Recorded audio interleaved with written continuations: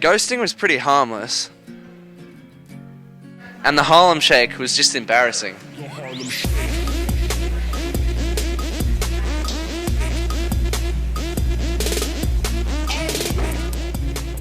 Planking up the ante and took online risk-taking to a whole new level. Well, Neck Nominates saw people dare others to put their lives on the line for social media notoriety. I dare you to go sunbake in front of a steamroller. Sure. From doing vodka shots in your eyes to train surfing or setting alight your explosive farts, YouTube plays host to a new breed of daredevil, the no-brained narcissist. Unfortunately, more often than not, those most willing to stake their claim to online fame by playing the fool and risking their safety are teenagers. What is the craziest thing you've seen somebody do on the internet? Eat spiders? Many crazy things happen on the internet. I've seen a lot of stunts and dares and people hurting themselves on the internet. Usually it's like famous YouTubers. Yeah, like the more famous ones, the more stupid, retarded, crazy ones. A guy lit himself on fire, then jumped into a pool. I saw someone go around and dack people in public on a beach. Just dack them till they were naked. There's like a viral video on Facebook where a girl like runs a shaver, like razor blade, across her tongue a whole bunch of times. It's pretty crazy. One of them was like, they got like some really hot like chili and they had to like put some on their eye. You get a condom and you stick it up your nose and you force it through and you have to pull it out of your mouth. What is the stupidest thing that you have been dared to do or witnessed somebody else do? I jumped off a bridge into like some water, but it was pretty high. It was pretty scary. Yeah, I've done the salt and ice challenge. So you have to put salt on your arm and put ice on it. And what it does is it just kind of wrecks your skin and it burns and stings. Well, I got dared to do the Chubby Bunny challenge a few years ago, which is basically putting one marshmallow in your mouth at a time and saying Chubby Bunny, and you do it until they all come out. After the challenge, it stung even more. You could see the mark. This is my mark here. Ooh, those battle scars. Tits. Ow. So you have to get a tablespoon of cinnamon, a ground cinnamon, and you just put it in your mouth and you have to try swallow it. But it's really difficult because it's so dry. And if you breathe in, it hits the back of your throat, you start coughing. Me and Mark have both done the ice bucket challenge. Yeah, I deleted it though. It's for raising awareness about the motor neurons. Yeah. You just get a big bucket of ice and water and pour it on your head.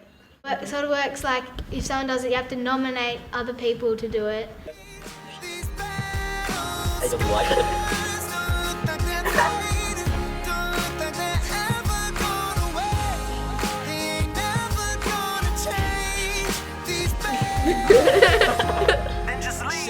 But you said it, and I hope you never come back. It shouldn't have happened, but you let it. Why do teenagers take risks like these online dares? While biologically their brains are still actually developing, they haven't fully matured, especially the prefrontal lobe, which is responsible for higher order thinking. They're actually more run by or ruled by their amygdala and their limbic system, which controls their emotions.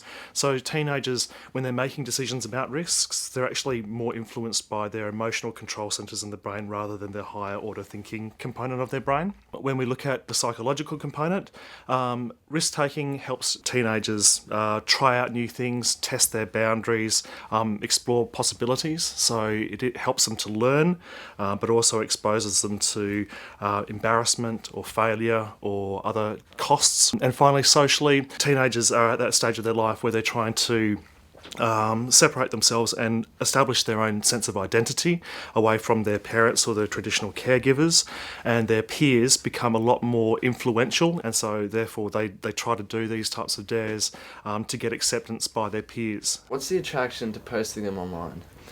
Well, they're modelling behaviour which they've seen to work for other people and other celebrities. If they can form a career and a following and, you know, become famous and rich by posting themselves doing things on YouTube, then that could obviously be quite attractive to teenagers to follow suit. through observational learning. They see that other people are doing something and they see that the rewards from that are quite positive, so therefore they're more likely to copy their behaviours because they can see that there's positive reinforcement involved. What is your advice for teenagers that want to perform risky dares on the internet? If you're pouring icy water over your head, that's one thing to raise money for charity, but jumping on the back of a train or on top of a train to go train surfing, or sticking salt into your arm and then putting ice on it to burn your skin, there's obviously different levels of harm and risk involved with these types of online dares. I would just say to use your judgment, even while your brain is still forming. You still would recognise as a teenager what is right and what is wrong. Just think before you act.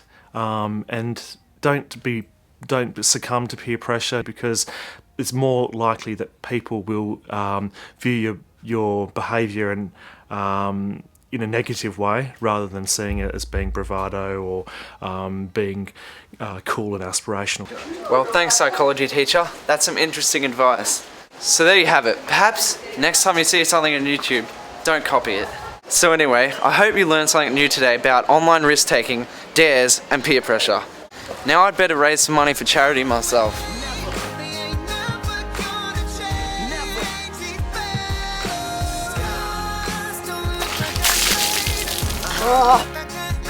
Back to you in the studio. I wish that I could stop 'cause it hurts so much.